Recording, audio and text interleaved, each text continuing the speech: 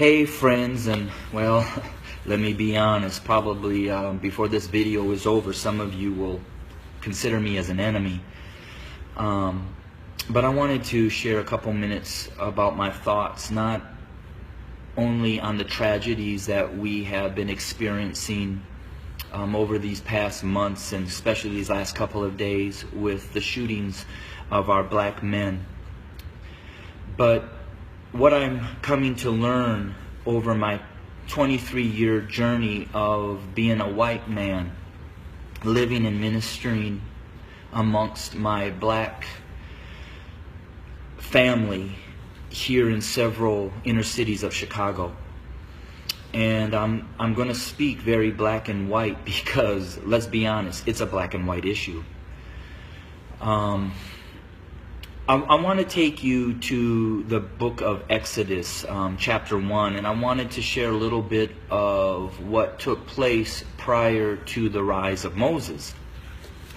When I read that, it talked about that the Pharaoh became concerned and very fearful that the Hebrew slaves were growing in number and in power.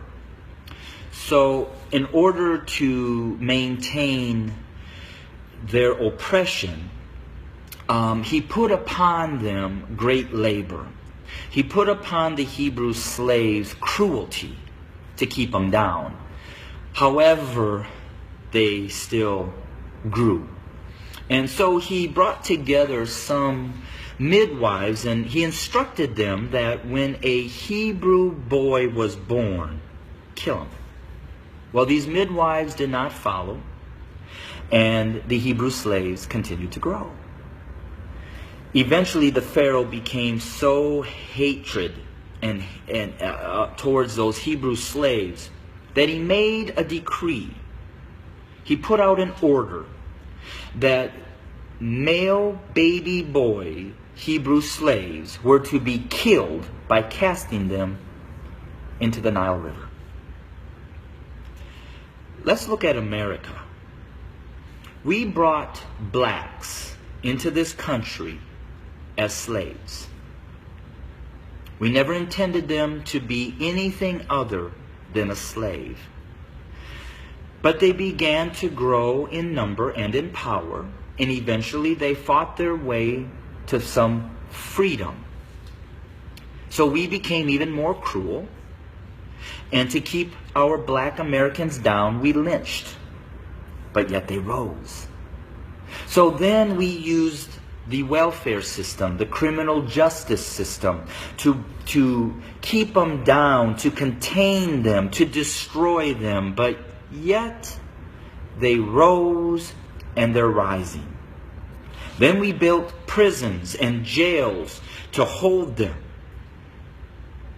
Yet they rose. And so now we are doing exactly what the Pharaoh did at the end, sending out a decree: kill them. So until we admit that when we wrote this Constitution that all men are created equal, that we never intended to include our black brothers and sisters, our nation may end up facing exactly what the Egyptians faced when they refused to let God's people go. So I'm going to say this to my white fellow Americans, that the bloodshed that is on its way is not on the hands of our fellow black Americans, but is on our hands. We are the ones that are refusing to let God's people go. We are the ones that are refusing to acknowledge that we do not value our black brothers and sisters as equal individuals or equal Americans as us white men. And to my black brothers and sisters, the racial issues, as I've said, have been there from the very foundation. But why do we see it more? Because there's a shifting. See, us white men have been at the head since the foundation. But we've had a black president. And you know, we've done everything in our power to keep him from really changing things. Now we have another minority rising to the top, a white female. What does that say? Those of us who are white men who have been at the head are now starting to see and fear that we are going to become the tail.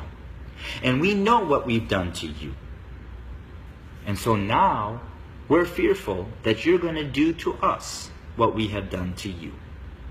But I will say this. I've lived in a black community for 23 years. I've never been treated the way that this country has treated my black Americans. So I call out my white Americans to say we better heed, repent, acknowledge, and change. Because if we don't, I just want to again say this. The bloodshed that we will experience is on our hands, not the hands of our fellow black Americans. I welcome your comments. I welcome your feedback. Hit me up on Facebook or go to my webpage at www.studio2911.org. Again, that's studio2911.org.